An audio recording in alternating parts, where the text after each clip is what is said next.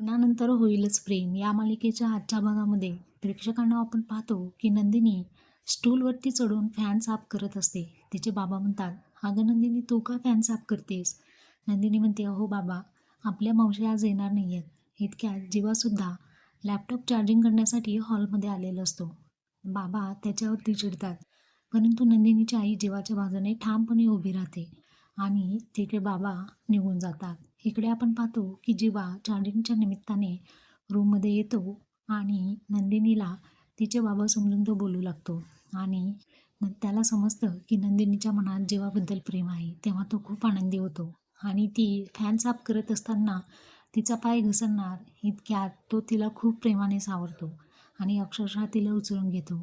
या दोघांना अशा पोझिशनमध्ये नंदिनीची आई पाहते आणि तिलासुद्धा खूप छान वाटत असतं. ती म्हणते, "मी काही नाही पाहिलं हां, चालू द्या तुमचं." तर नंदिनी चिडत